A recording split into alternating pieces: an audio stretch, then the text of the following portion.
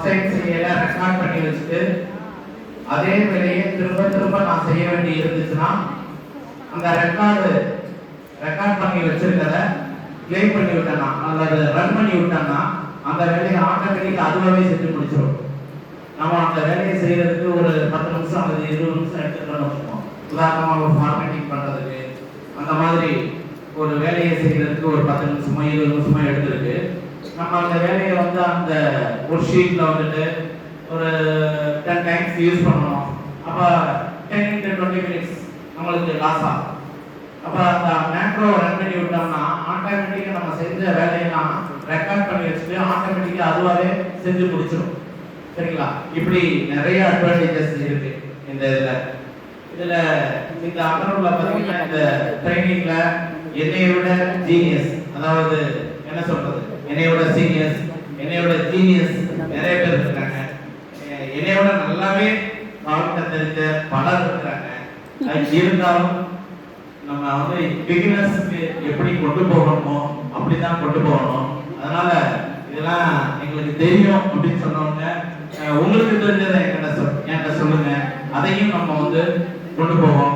அதனால பிகினர்ஸ்க்கு எப்படி இது இருக்கணுமோ அப்படிதான் இந்த கிளாஸ் போவோம். அப்பதான் அந்த எல்லாத்துக்குமே அது பயனுள்ளதாக இருக்கும் அப்படின்றத சொல்லிட்டு இப்ப நம்ம செஷனுக்குள்ள போவோம்.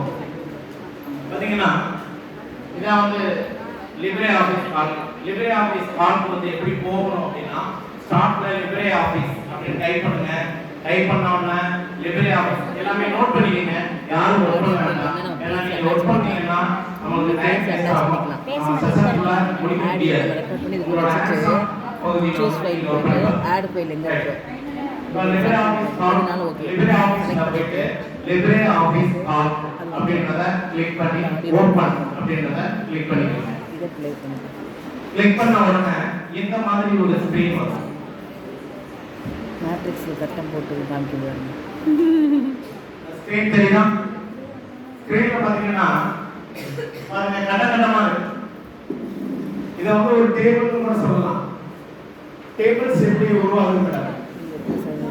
டேபிள்ஸ் எப்படி உருவாகுது? ரோஸ் அண்ட் காலம்ஸ் இன்டர்செக்ட் ஆகுறதுனால டேபிள் உருவாகுது. வீடியோ இருக்கும். லாஸ்ட்ல நம்ம வீடியோ ஆட் பண்ணிக்கலாம். அந்த பகுதியை நம்ம செல்லுன்னு சொல்லுவோம். ஆடியோ ஆட் பண்ணிக்கலாம்.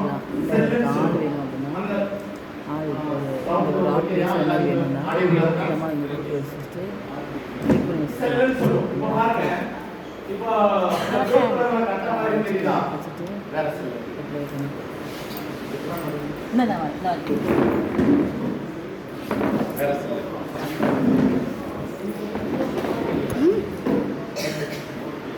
பாருங்க, ப்ளூ கலர்ல கட்ட மாதிரி தெரியுதா? ஆனா வந்து நடப்பு சிற்றடை. சரிங்களா? இப்போ இந்த எல்லா சிற்றடையும் எல்லா செல்லுக்குமே அட்ரஸ் MP3 வேணுமா? நாம டைரக்டா வந்து இது வந்து கால்குலேஷன் பர்பஸ்க்கு சொன்னோம். டைரக்டா வேல்யூ போடுறது வந்து கொஞ்சம் கஷ்டம். எங்க இருக்கு? நாம இந்த செல்லோட அட்ரஸ் எங்க இருக்கு? மெயில்ல வந்துருமா? சரிங்களா? அப்ப டவுன்லோட் ஒவ்வொரு மெயில் வந்துருமா? ஒவ்வொரு செல்லுக்கும் ஒரு அட்ரஸ் இருக்கு. பாருங்க, இப்ப C-ன்றது வந்து பாருங்க ப்ளூ கலர்ல தெரியுதா? ஹைலைட் ஆயிருக்கா? அதே போல வந்துட்டு 3ன்றது வந்து ஹைலைட் ஆயிருக்கா? அந்த 1 2 3 இதெல்லாம் வந்துட்டு என்ன அப்படின்னா ரோ ஹெட்டிங்ஸ். 1 2 3 லாம் என்னது? Row headings. மேல A B C D இருக்கா? அதெல்லாம் வந்துட்டு காலம் ஹெட்டிங்ஸ்.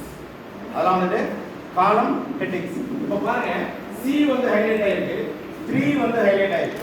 அப்ப இந்த செல்லோட அட்ரஸ் பாத்தீங்கன்னா C3. ஒரு செல்லோட அட்ரஸ் வந்து எப்படி கண்டுபிடிக்கிறது? எந்த காலமோ எந்த